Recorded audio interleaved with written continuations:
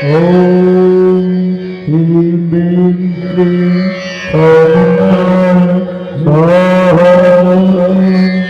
ओम ह्रीं बीं क्लीं सामुद्राय स्वाहा। या प्रकारे जोरात जोरात तिला पाहून मंत्र म्हणायला लागले. मात्र तिच्याकडे कोणी झुंकून पाहायला तयार नाही. पण तिची आई दाक्षायणी अर्थात प्रसूती ही मात्र त्या सतीसोबत बोलली आणि त्या बोलण्याच्या आवाजानं दक्ष राजाच्या लक्षात आलं.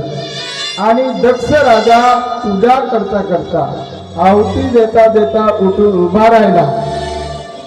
आणि उठून उभा राहिल्यावर तो आपल्या मुलीला नाही नाही तसा बोलायला लागला.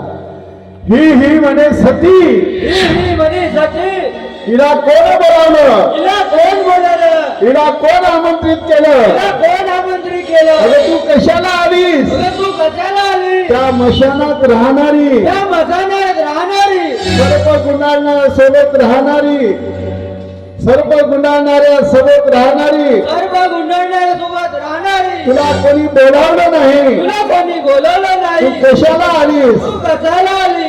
असं उद्धटपणानं राजा दक्ष आपल्या मुलीला नाही नाही तसा बोलायला लागला. बोलल्यावर तिला फार वाईट वाटलं. आपल्या समोर आपल्या पतीची निंदा करणं हे तिला उचित वाटलं नाही. आणि म्हणून मग ती सती आपल्या बापाला बोलायला लागली, दक्ष राजाला बोलायला लागली. काय पाहिजे बाबा, आपण नावाचे दक्ष आहात पण अदक्ष आहात. आपण नावाचे साधू आहात पण आपण कलंकित आहात. माझे पती दोन्ही बाजूना जीवाला मोक्ष देतात. खऱ्या अर्थानं तुम्ही साधू असून असाधू आहात. या प्रकारे सती आपल्या बापाला नाही नाही तशी बोलायला लागली. आणि याप्रमाणे तिनं आपल्या बापाला शेवटचा टप्पा समजावून सांगितला. आणि मग त्या ठिकाणी सतीनं शेवटचं आपल्या बापाला सांगितलं, बाबा या देहावर तुमचा अधिकार आहे. तुमच्यापासून माझ्या या देहाची निर्मिती झाली. हे देह माझ्या यज्ञामध्ये जोडून भस्म करून टाकतो. हे देह तुमच्या यज्ञामध्ये जोडून भस्म करून टाकतो. या प्रकारे सतीनं आपल्या बापाला नायनाची बोलून उत्तरेकडे मुख करून सतीच्या यज्ञामध्ये बसली. आणि त्या ठिकाणी अग्नी प्रज्वलित झाला आणि सती जळून भस्म झाली. बोले हर हर महादेव. त्या ठिकाणी मात्र काही भूतगण भगवान शंकराला जाऊन सांगितलं. भगवान शंकराला सांगितलं, घात झाला, घात झाला, घात झाला. आणि या प्रकारे भगवान शंकराला माहिती झाली. तिकडे हाहाकार मजला, सगळे देव चिंतिस्त पडले. आणि आता काय होईल काय होईल म्हणून त्या ठिकाणी भगवान शंकराजवळ गेल्यावर भूतगण गेले. भगवान शंकराला बातमी सांगितली आणि भगवान शंकर क्रोधिष्ठ झाले आणि तांडव करायला लागले. आणि त्यांनी एक जटा उचलली आणि गडगड गडगड गडगड गडगड फिरवली, धाड करा दिला. या प्रकारे असो आगळा वेगळा रूप करून त्यांनी एक जटा उचलली आणि खात पण आदळली.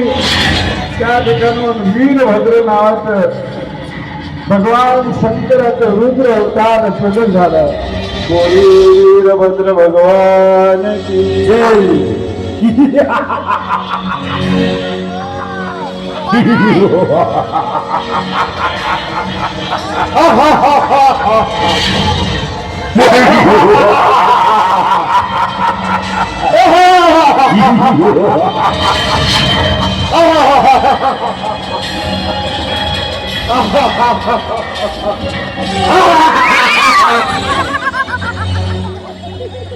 या प्रकारे वीरभद्र प्रकट झाल्यावर भगवान शंकराला सर्व गेला, प्रभू प्रभू काय काम आहे? भगवान शंकराला, कोण होय? प्रभू काय काम आहे कोण होय? सांगा मला, सांगा मला. भगवान शंकर म्हणतात, वीरभद्रा. भगवान शंकराकडे आहे का बाई? हा, वीरभद्रा, वीरभद्रा, अरे जा अरे जा, आणि त्या दक्षाच्या यज्ञाचा नायनाट कर त्या दक्षाच्या यज्ञाचा नायनाट कर आणि हे सर्व भूतघर घेऊन जा. हे सर्व भूतघर घेऊन जा. हे सर्व भूतगण घेऊन जा. त्यांना सर्वांना तरुण भस्म कर. त्यांना दक्षला चढून भस्म कर. या प्रकारे वीरभद्र आज्ञा घेऊन भगवान शंकराचं दर्शन घेतलं आणि दक्षाच्या यज्ञाकडे नंदी आणि वीरभद्र आदी काही भूतगण दक्षाच्या यज्ञाकडे निघले.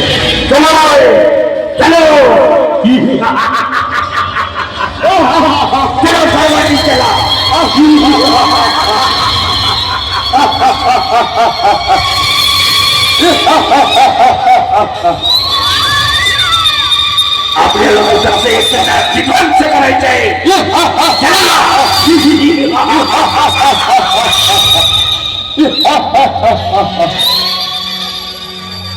या प्रकारे वीरभद्र दक्षाच्या यज्ञामध्ये जातात. त्यांनी लाटानं